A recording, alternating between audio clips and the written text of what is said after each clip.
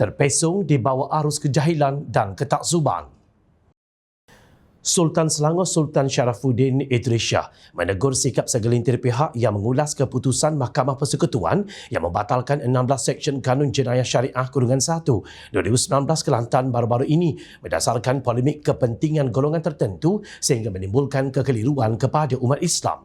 Baginda bertitah ada yang menyifatkan keputusan Mahkamah Persekutuan tersebut sebagai detik Black Friday kepada Undang-Undang Jenayah Syariah Islam di negara ini.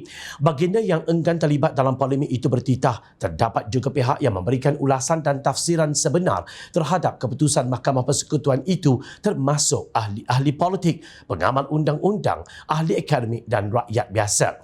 Semua pihak harus menghormati keputusan Mahkamah Persekutuan dan kedudukan Perlembagaan Persekutuan sebagai undang-undang utama negara yang perlu sentiasa didokongi oleh rakyat Malaysia.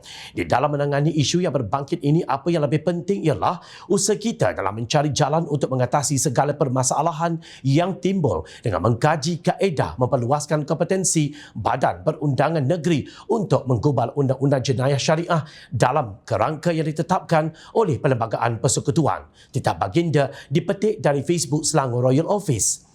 Sultan Sharafuddin bertitah kajian juga perlu dilakukan sekiranya ada keperluan mencadangkan pindaan kepada Perlembagaan Persekutuan bagi memastikan kuasa Badan Perundangan Negeri menggubal Undang-Undang Jenayah Syariah termaktub secara jelas dalam Perlembagaan Persekutuan tanpa sebarang kekaburan ambiguiti. Beta telah disembah maklum bahawa jawatan kuasa khas mengkaji isu berkaitan kompetensi Dewan Undangan Negeri untuk menggubal Undang-Undang Islam yang ditubuhkan atas titah beta semasa mesyuarat MKI ke-70 pada 28 Ogos 2023 sedang meneliti persoalan yang berbangkit ini. Antaranya melaksanakan kajian terhadap isu-isu yang berkaitan dengan kompetensi termasuklah analisis terhadap peruntukan undang-undang sedia ada secara menyeluruh, mengkaji keputusan-keputusan Mahkamah Tertinggi serta membincangkan isu-isu tersebut secara terperinci. Titah baginda. Selain itu, titah baginda jawatan kuasa khas itu juga perlu membuat pengesyoran tentang kaedah penyelarasan yang terbaik dan harmoni terhadap isu kompetensi Badan Perundangan Negeri untuk menggubal Undang-Undang Islam serta bidang kuasa Mahkamah Syariah selaras dengan Perlembagaan Persekutuan dan mengkaji kaedah pemerkasaan bidang kuasa Mahkamah Syariah.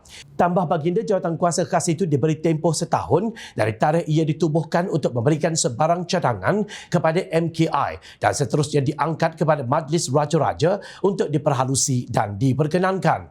Beta menyeru dan menggesa semua pihak termasuk pakar-pakar perundangan agar membantu jawatan kuasa khas ini dengan memberikan cadangan-cadangan yang berilmiah, bernas serta praktikal bagi memudahkan jawatan kuasa khas ini melaksanakan tugas mereka. Titah baginda. Sultan Selangor turut menyeru semua pihak terutama umat Islam agar bertenang dan tidak menimbulkan sebarang kekecohan sementara menantikan cadangan daripada jawatan kuasa khas berkenaan. Di kesempatan ini, beta ingin menasihatkan umat Islam di negara ini, terutama kepada para alim ulama dan para ilmuwan Islam, agar sentiasa memelihara adab di dalam mencetuskan sesuatu pandangan bagi mengelakkan timbulnya kekeliruan dalam kalangan umat Islam. Kita tidak perlu berbalas secara terbuka di dalam perkara yang boleh kita selesaikan dengan cara bermusyawarah dan secara tertutup. Kita perlu meraihkan perbezaan pendapat dan menyelesaikan perbezaan pandangan tersebut secara ilmiah, berhemah serta melalui saluran yang betul. Titah baginda lagi. Sebagai respon, Kerajaan Persekutuan menyambut baik titah baginda itu agar semua pihak menghormati keputusan Mahkamah Persekutuan dan kedudukan Perlembagaan Persekutuan sebagai undang-undang utama negara. Perdana Menteri Datuk Seri Anwar Ibrahim berkata titah baginda selaku pengerusi Majlis Kebangsaan bagi Hal Ehwal Agama Islam Malaysia MKI pada mesyuarat majlis itu kali ke-71 di Putrajaya Khamis lalu dilihat sebagai satu kenyataan tegas dalam mempertahankan semangat perlembagaan negara. Pendirian tegas baginda juga jelas dilihat tepat pada masanya bagi menurunkan suhu hangat politik berhubung keputusan Mahkamah Persekutuan pada 9 Februari lalu yang mengisytiharkan 16 kesalahan dalam enakmen Kanun Syariah Jenayah Kelantan batal dan tidak sah. Menurut PMX, mungkin masyarakat lain seperti China dan India tidak merasai tekanan itu. Tetapi bagi masyarakat Melayu dan Islam seluruh negara, isu ini menjadi isu politik politik sangat hangat.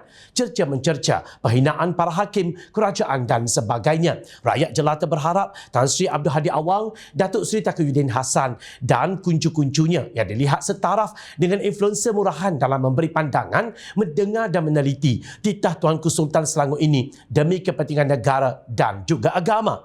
Bukan untuk kepentingan parti politik yang dijunjung kononnya berlabel Islam tetapi jauh terpesong di bawah arus kejahilan dan ketaksuban. Noktah.